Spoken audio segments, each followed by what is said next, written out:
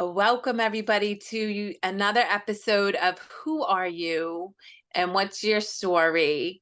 I have the immense privilege to be speaking with Radavie, an inner peace guide who I recently connected with and was immediately drawn to energetically. As many of you guys know, I really feel called to listen to my heart rather than my head. And so, although I've known Radavie for a short amount of time, I do trust that her insight and wisdom will benefit anybody who's taken the time to listen to her words. And so, Radavie, thank you so much for your time tonight. Hey, it's so wonderful to be sharing time with you and sharing Holy Spirit with you, you know. Yeah, so it's really wonderful. So thank you so much for having me here, and I and thank your listeners for being present. Yes. Well, let's dive in. So, Inner Peace Guide. I'm curious, what does inner peace mean to you personally? You know, for many, many, many years, I've said, I'm here for peace. So I joined um, James Twyman. I don't know, some people know who he is. Many years ago, he had a um, spiritual peacemaker group. I thought, oh my God, somebody has a group that I resonate with peace. I joined it. And after a while, with my own evolution, my own inner beingness, which is what I follow, which I think you also follow, it was time to move on. And I honor that because I had a book that Christ had said little things in it, and every morning my husband and I read something for the day from the book. So I'm going to say again that I'm a Christ consciousness advocate. Christ is my, you know, I when I came into this world, I said I'm here for Christ consciousness, not really understanding what the whole of that really means. So Well, so it's it's interesting, if I might jump in.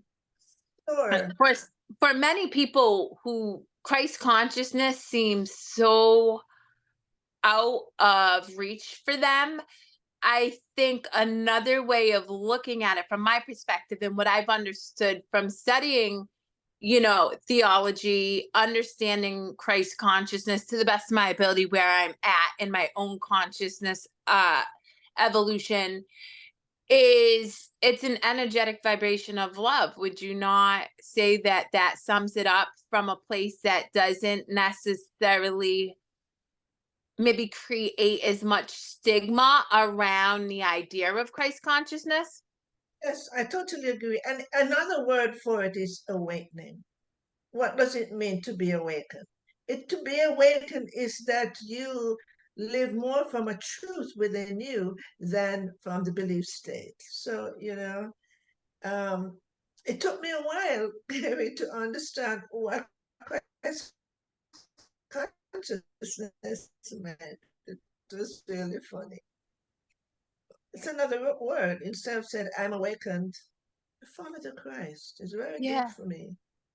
Yeah. Well, that's so beautiful. And in fact, I'm a huge student of many theologies, but one of the books that I tend to lean more heavily into is A Course in Miracles, which is written from Christ consciousness. So, Yes. um, but because I work in addiction and mental health recovery, where even the idea of spirituality can seem so foreign and there's a lot of resistance, I try to break it down to just the idea that if we're energy, and that's scientifically proven, and we know that loving energy emits at a higher vibration or frequency, then if you can simply look at that awakened state or Christ consciousness or Buddha consciousness as a love, then that's a little bit easier for some people in their angst and suffering to swallow. But I love the idea of recognizing that we are responsible for listening to our truth rather than the belief system and the structure that we kind of operate within society, right? And one of the things too, that I feel why people struggle so much is that they really were never taught. They're all conditioned about they are their biological self. They are their names. They are the physical form of consciousness. And when your physical form and your societal energy, you need to follow the props. And you started it from childhood. And other parents and grown-ups meant well. They are following a belief that they take their children down into the same path. So before we really got into language and name and understanding of all of that when we're children, we came in with a sense of innocence. Now, people say, I don't remember that, but hey, okay, we're going to look at a baby. Your heart just open when you see that baby because there's something in the eyes. There's something in the face that pulls your heart to that. Now, that's what we all are. It just covered over. So I wanted to remind you our innocence, not our conditioned self, is the essence of our soul. It is the spark of the divine in all human beings. So, we get into addiction, and I have such compassion for that because they're struggling through the unhappiness and the despair because either they couldn't satisfy somebody, couldn't satisfy the family, or they felt a failure based on how they were treated. And a lot of that goes on. And all of that are imprints in our bodies. Mm-hmm. Absolutely. Those imprints are alive. And um, and that's why it's really important for us to allow the feelings and emotions to arise. Don't hide it, people. Don't hide it. Because once you hide it, you are going to live in that confined way. The more you open it, because I know that from my own personal experience, and you let it go because it's not about you, it's a feeling inside of you that Absolutely. you're feeling. Okay. So you release it. And the more you release that, the more you are opening up into a different energy field, not the one that, like you talk about addiction with people. And, you know, some people may say it's really difficult. Of course, the mind will tell you it's difficult. But when you really want to do that, you will meet someone who is genuinely supportive to hold that space for you. Absolutely. Well, Yeah. Well, so let's talk about your growth. So well, maybe were you born in a place where you knew you wanted to strive for higher consciousness, or did you experience an event or a series of events that have kind of catapulted you onto this path of spiritual growth and awakening?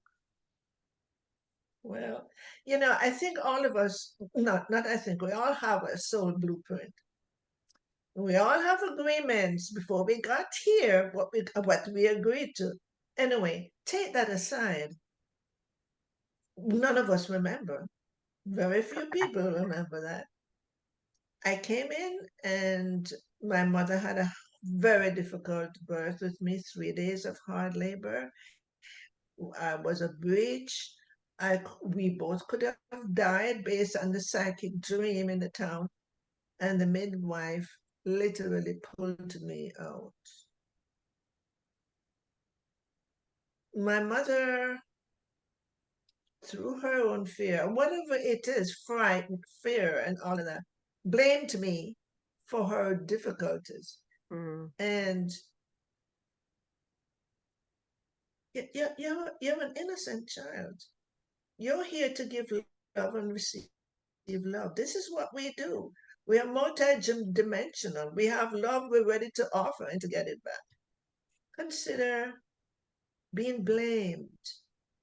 And that was only a small part of it. Continued relationship was not happy. So I withdraw and close down and just really wonder, why was I born? Yeah. Why am I here? I mean, I'm not feeling good. 5 years old, I remember I used to really sit, I can't remember, see that picture by myself. So I was a loner and stayed by myself a lot, although I was in a family of 9 children. Wow. And yes, and but it had its purpose. Kerri, everything has its purpose. I And 100% agree. as you know, and but when I was 4 years old, I learned about God in Sunday school. Man, I was hooked on God. And but they told me God was in heaven. So I would look up in the sky constantly. I want to know where heaven is. So that was, no, to call it a hook because hook sounds so unfriendly and I was connected Yeah. to that. And in spite of going through my own difficulties, that was in the background. So I would say I'm a spirit. I really was a spiritual. My heart was open to spirit, and but I walked away from my childhood. Some people have disassociation with certain things. They don't remember. I remembered everything, but I walked away and I said, I don't belong there. So is this what I need to continue talking about? You get to tell me your story in whatever way feels good for you. I think Okay, all for right. me, and I'll just share so the audience knows. I may have said this before, but our story is our superpower. And what I believe that, to your point, when somebody is ready, the right teacher is going to walk in and be that support system and support their change. And so sharing your story is an opportunity for maybe somebody in the community to receive the teacher that they're meant to meet to help them on their path. Okay, so I lived, of course, I had a reflection of feeling left out, feeling Hmm. not accepted, and it was there, and I was shy and and very internal. But one day I was in my late 30s. I was going through this amazing, painful relationship. Oh my God. I wanted to hide in the deepest corner of the house.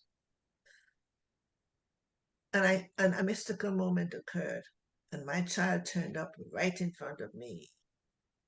Sadness faced, and thought, oh my God, looking me straight in my eyes.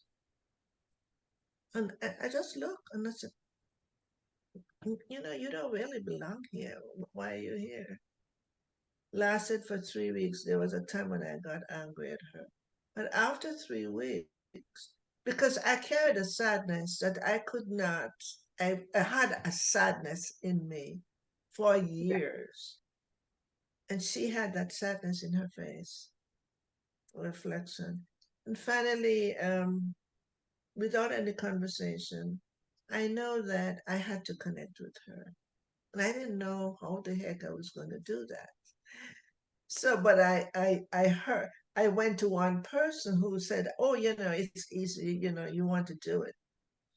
And the first thing that came up to me, but all of my childhood stories Mm-hmm. was hidden in shame. Nobody knew about any of them. Not that it was that horrible, but to me, it flawed, it covered over, it wounded my innocence. Yes. And and then I found out that the emotions is a Velcro that holds those painful memories intact. I figured it out. And I knew my soul guided me. Don't go back for any more work. I need to do my self healing. Ooh, that Because is so good.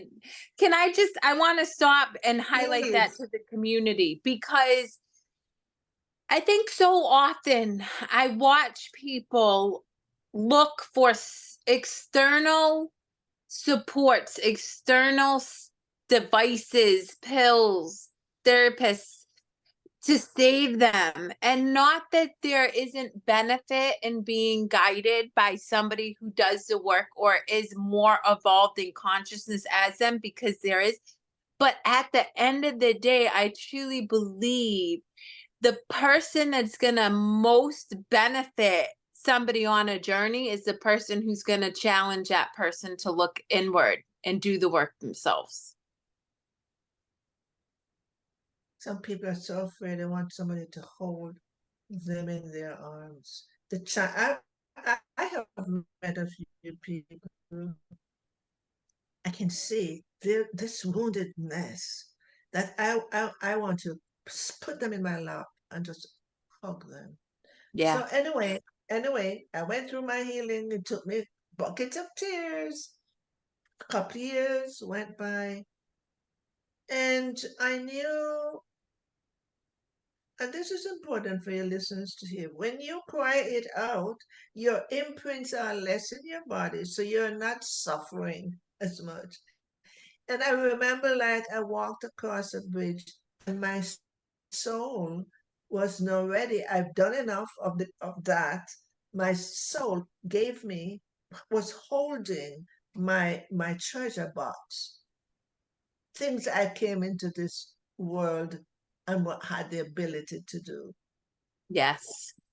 And so all of that started to, and I thought I was intuitive before. I was fine with that. But I didn't know I was empathic.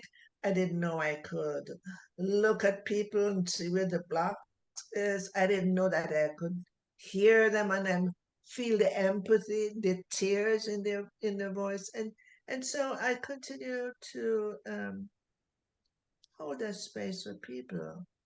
And did for years, many, many years, did the inner child work with them until I guess my soul said, okay, you're a master of that now. We're going to give you the messages. We're going to show you a vision, another vision of this little boy holding up a golden key. And he said to me, we are here to help the adults, but first they have to take us out of confinement. I knew Mm, exactly what that means. There's a childhood wounds, pain that they mean. Take us out, release us from where you have us. And that started a new journey of my work, and then I started getting more messages from the spark, the collective spark, and they told me they really want humanity to hear because their deepest pain is that they can't share their love in the world. And absolutely beautiful. I'm a servant. I'm a Yeah. servant.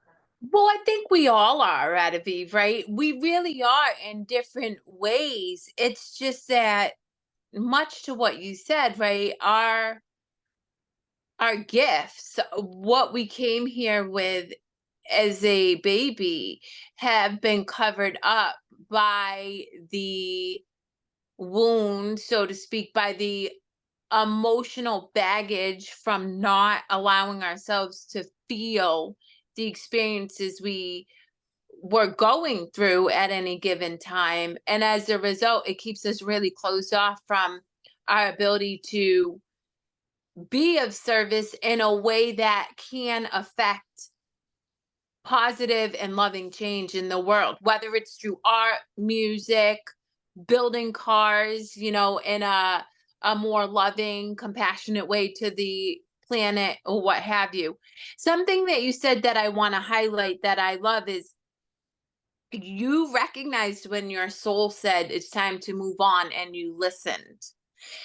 And I think too often, and as you alluded to, you've always had an intuition. You may not have always listened to it, but there's always been a part of you that your gut knew what you needed to do. And yet our ego, our logical mind convinces us not to take action. And as a result, we suffer immensely.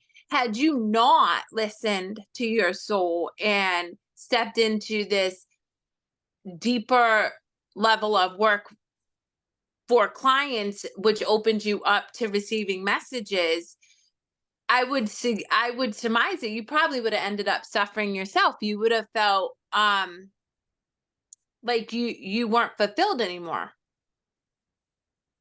When we do not follow the agreement we had before birth, it's going to be like a 2 by 4 knock. People really get sick. But with me, I was just so devoted to spirit. I Yeah. really was.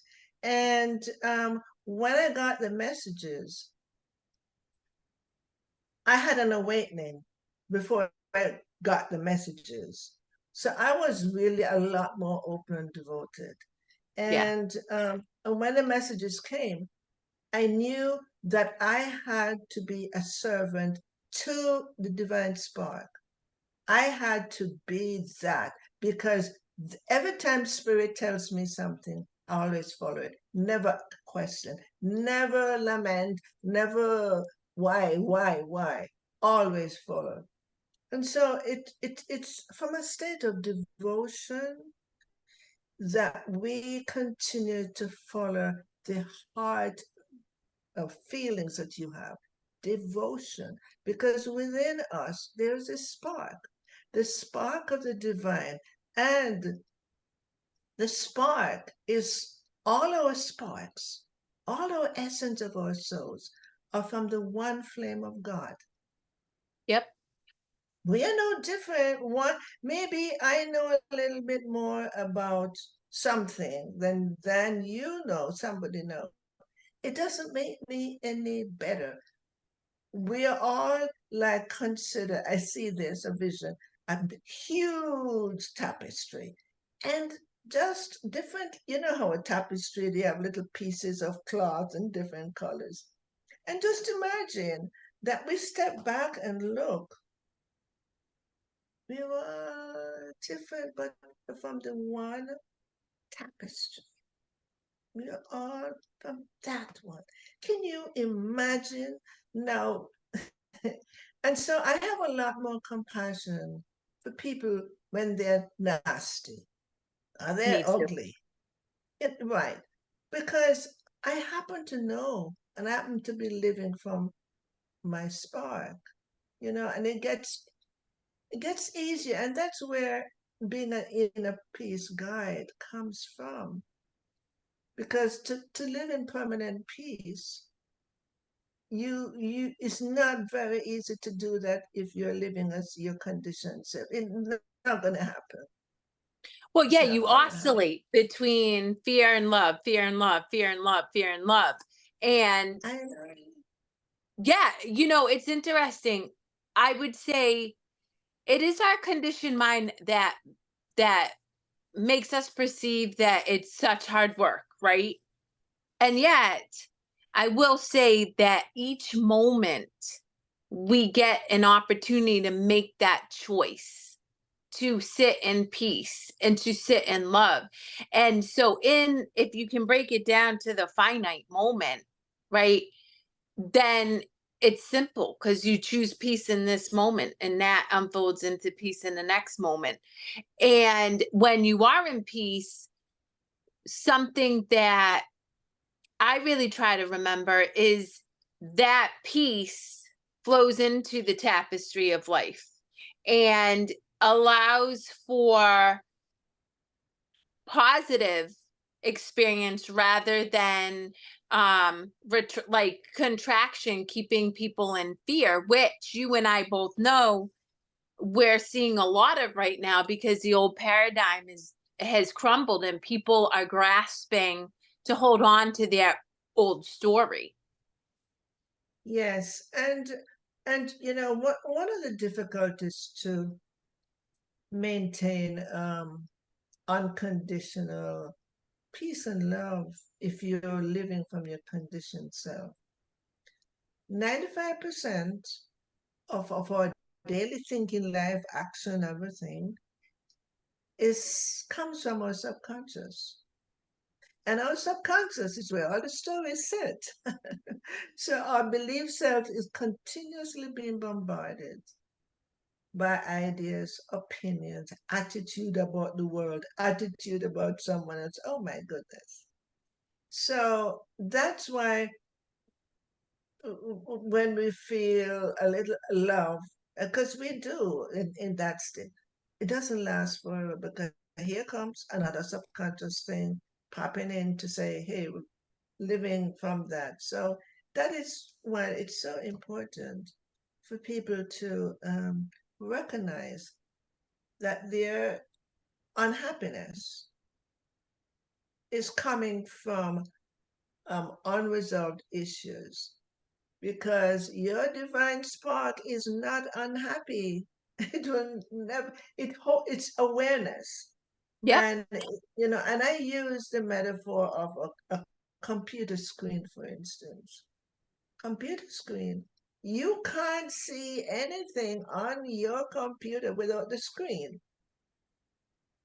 But what is happening is whatever destructive thing or whatever horrible or whatever beautiful thing that's going on, it's through the screen that you are aware of it. And the screen is never touched by anything that is shown on it, through it. Yeah. Never. It is this constant, unperturbed screen. I want the metaphor is about what we are. Our spark, the light of awareness, is like the screen. But what happened? We get caught up into the picture that we're seeing on the screen. Yes. So the divine spark is the light of awareness, and we could never, ever, ever see anything unless we have a sense of awareness, unless Yeah. we're aware. We can't. We can't. So, okay, so how come we're aware? Where does it come from? Where, how are we aware? That essence in us, Yep. the spark, is a light of awareness. Well, and something you said, which I know to be true because I've experienced it several times and I witness it quite frequently within communities that I work with, is when there's a refusal to listen to that divine spark, which is peace. Uh, that divine spark will inevitably present opportunities for you to step into awareness. Meaning, and I'll give you really good examples. I knew that I was working too hard. I knew I was burning the candle at both ends, and I was already pretty connected with source, but I wasn't listening because unlike you, I'm stubborn and I still, even though I know sometimes I'm like, I'm still doing it my way. And as a result, I was in 3 car accidents in the span of a week and a half. just fender benders. But I knew that that was the universe providing me with an Uh, opportunity to make a different choice. And fortunately for me, by then, I was aware enough to say, okay, now I'm going to get off this railroad track because it's not serving me. But it can present an illness, a mental or physical. It's a manifestation of car accidents or really anything. And I think some of my deepest suffering has been some of the most beautiful gifts that my soul has provided me with to help me recognize that I'm not on purpose, that I'm not listening to my inner guide. exactly, that is great. And I often say to people, it's through your experiences that you gain wisdom, not through your intellectual learning. That is a learning from somewhere, from somebody's book or something. Your experience, nobody can take it from you. There's a wisdom in it.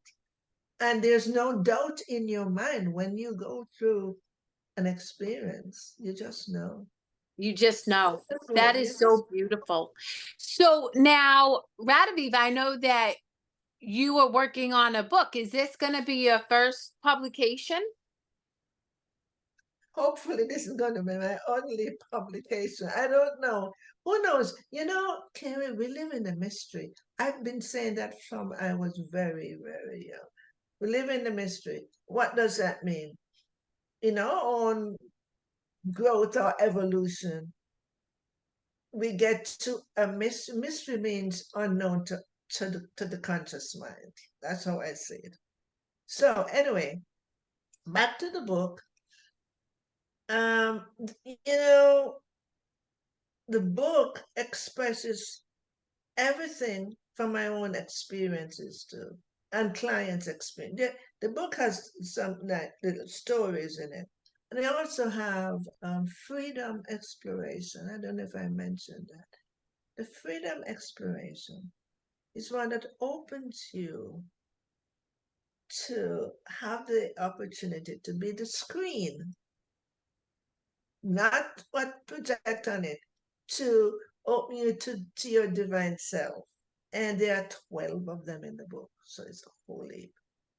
And so you know it's a really I'm getting it's a divine message. The book is not a divine message. So can I let's talk about the book. The book's a good example, right? We get these divine messages, and I think that there's this misunderstanding that that message is going to make the path seamless and easy. And that's not been my experience. In fact, I've followed my calling and experienced tremendous growth through fear and um just unknowns, just constant unknowns.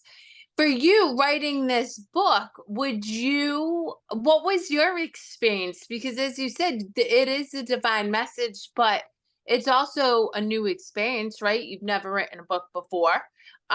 You've never published a book. So I imagine there were moments when you experienced hardship.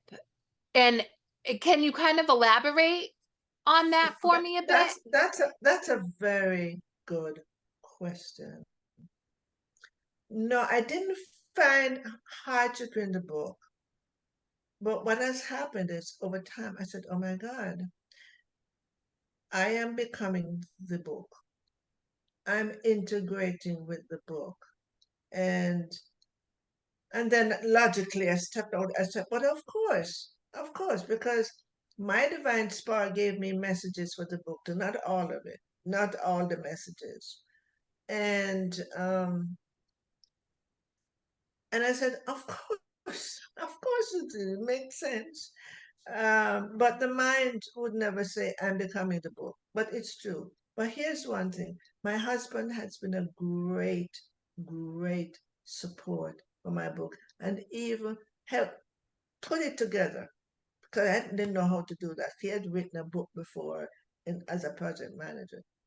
He knew how to organize all that. What a gift. And one day he said to me, Radavie, I'm not helping you to write the book. I'm writing the book for me. And something really changed in him, Kerri, because seeing the whole picture of our conditioned self and moving out of the conditioned self and getting the messages of the spark, the whole package of humanity coming into inner peace really shifted him. Mm.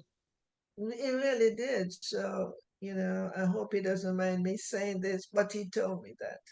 And I can see it. I can see the change. Yeah, absolutely. So then you and I come from a place of love. And I do, for the most part, I can sit in that unconditional love. I haven't reached enlightenment, so I still contend with ego at times. But what would you say for the people who may have stepped into this work but are still entrenched in the stories behind the screen, i.e., the war going on in Iraq or Palestine, or the just different experiences that are unfolding in the world and starting to contract back into fear? Because what I'm witnessing is people expand and then they hear these stories and they contract. So, what advice do you have for people who have experienced moments of awareness? Have they do? You see, they have that divine spark, they've tapped into it, they've felt it, and then the noise of the external world starts to sound really loud and they cave back into it. As you were speaking, what I was getting, there's a fear that needs to delve in. But what came to me to when you're saying at the end, there's a sense of insecurity. Feel that it's like they're facing their annihilation. They're facing death. They're facing what is it they feel about death? Because that's frightening. That's an aspect of our being that is in war. And I think it frightens a lot of people into their own self destructive. There's a destruction there, and we don't want to die. And we take on some of those feelings because there's a connection. We all are connected. But I do think that there's an element of fear. And to go deep and to say, okay, I am still relating to what's on the screen because that war is on the screen. What is it in it that is affecting me? I want to sit and Mhm. look. I need to know. And when people ask themselves questions, I know they'll find the answer. The answer is right there to the question, but they'll get it. What Yeah. is it that is causing me to be at unrest right now? What is it? And I would say from my experience, when I get to a place of inner peace, instead of fear, I have compassion. Yes, I I love really that do. so much. I do. And with compassion comes love. Can't have compassion though. And when I have that love, and what I do, because I can't change the destruction, I send light, I send love, I send compassion. And that will also put those people who are into a concern, it will bring their heart more at peace Yep, because they're absolutely. inviting that thought, compassion. hmm Yeah. I that's something that I sit in a lot as well. And I have two teenage daughters who are very much in their thinking mind, in part because they, go to a public school. They're being saturated with the stories as well. And they have a very difficult time understanding how I can have compassion and sit in love. And what I try to explain to them is love is such a higher energy than fear and suffering, guilt, and shame, that in doing that, I'm able to counteract a lot of the fear that is being projected by humanity, just by sitting in that love and allowing myself to have compassion and even sit in joy, right? So I really resonate with that message that you shared, and I appreciate you sharing that with the community. I'm curious. So you've written a book on peace. You're an inner peace guide. Do you ever get out of alignment? Do you ever struggle to find peace? A really good question. And when if my husband is a little bit, and it's not that way for a while, but when he has an opinion about me, and it doesn't matter, I'm open to explain or have a conversation. His opinion is right. Sometimes it's not so happy. Does make me feel good. But the thing is, we get back to peace in no time. That's the thing that people need to look at. How long do I keep this upset? Do I go to bed with that? Do I what? It shows you where you are when you get out of the difficulties in a short time. Yeah. Yes. I And love that answer, Radavie. yes, and I want to share something with you about love. My teachers, what I call my cosmic teachers, but they told me it's very nice, but they are a part of me. It's my soul group, right? So plant medicine is the way in which they open to me, and they will tell me when they have something to tell me. So I go to psilocybin. One day, I was looking around my my downstairs. I was looking around, just leaning. That's even before it came in, and I'm looking, and I said, I was so touched with all the gifts that I've been given. I didn't realize. I said, "Oh my God, that was a gift. That was a gift. That was a gift." I feel so loved. And when I tripped in it, they said, "Okay, now you feel love. I want you to know that you are love." And it's almost like a confrontation, and their hand was up in my face to accept. We don't feel love, we're love. We are love. And when we are into that divine state, we are love expressing itself through the human body. Mm, And yeah, so I wanted to share that because that was something that I hadn't forgotten because it made an impact on me. I used to think I yeah, feel love. No, but I am love. That's a you are. difference. Yeah. Yeah, Well, it's that's right. interesting because you mentioned that the moments you are out of alignment, right, with peace, and you get back there very quickly, are with the person you're closest to from a human standpoint, right? Mama Like, and me. Mhm. and, but to your point about we are love, the reality is when you can get to that heightened state of consciousness, there's no special relationship. So there's no mother daughter, there's no wife husband, there's no, sister brother. And that to me is where I strive to be. And I have yet to get there. but I've had moments of that deep understanding. Since you mentioned it, I'm going to touch upon this because I've studied Ram Dass. I myself have gone through one psilocybin journey that I guided myself through because by then I trusted myself implicitly. What are your thoughts of the daily consumption of psilocybin? Well, the first thing that comes to me, one should never rely. Why is it being done daily? Is the question.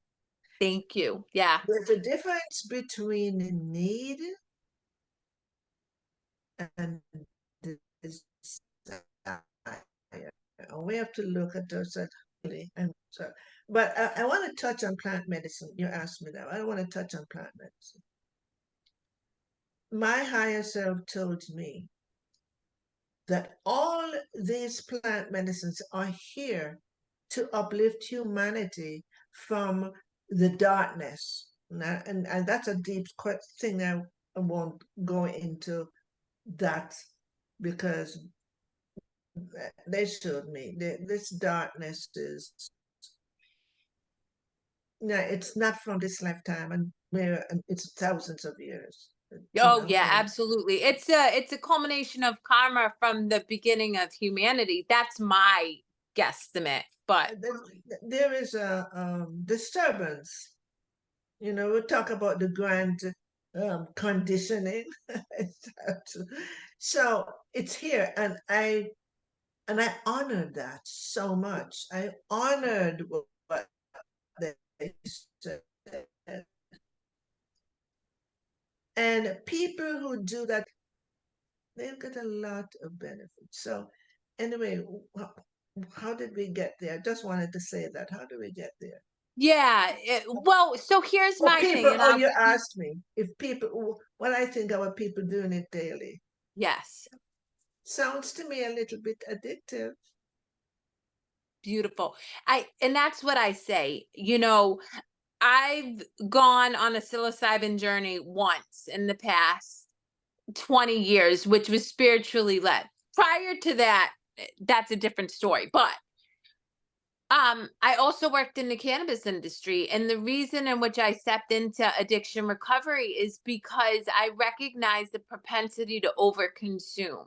And so what I would mention to the community, much like Radavie mentioned, there is a point in which you use it medicinally and it has great benefits. But when you lean too heavily into anything externally that takes you outside of source, which is internal, then it becomes harmful to your overall well-being. Absolutely. I agree. I Yeah. do. I certainly do agree with that. Yes. Yes. I think that's beautiful. And I love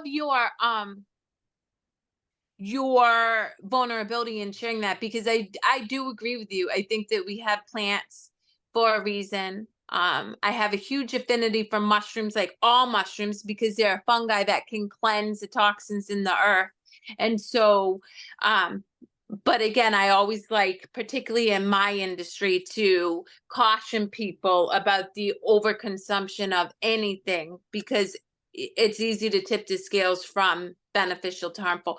So, with a couple minutes left, I know that you're working tirelessly to get this book published before the end of the year, and I'll look forward to having you on my show again once it's published so that people know where to find you again. But what is it that Happy you would to. like? Yeah, what is it you'd like the listeners to take away from our conversation today that maybe we haven't touched upon or that you want to bring home to them?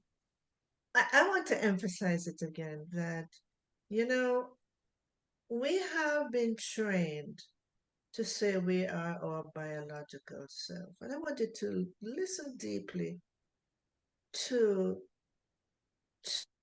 to what I have experienced, are here to experience that you are not your biological self. You are the essence. You may not remember, but you, when you were born and before you had language, you all you did was aware. You're just being aware of everything, awareness. And that's what your divine light, your spark, your light, your spark of your light is that. And I really would love you to keep that in mind. Keep that in mind. Because when you recognize, when you think, okay, how come I didn't know? You didn't know because you weren't trained. You were trained out of it. And I want you to really hold that space. Know that you're a spark of the divine. I am, Kerri is, all of us are. And no one is better than the other. We just are here to keep our promises to our soul before we got here. And each one of us have a little different journey to go on. So, With that, Radavie, this has been a true gift and honor. I do hope to have you back, of course, when your book is um, oh, published. And for anybody who's interested in learning more about Radavie, I will absolutely put her information in the bio with her contact information. Deep gratitude and appreciation, Radavie. I do. I want them to know that I offer a 20-minute complimentary guidance. You Oh, want to take it? awesome. Go to the website. I love that so much. Yes. Thank you, Kerri.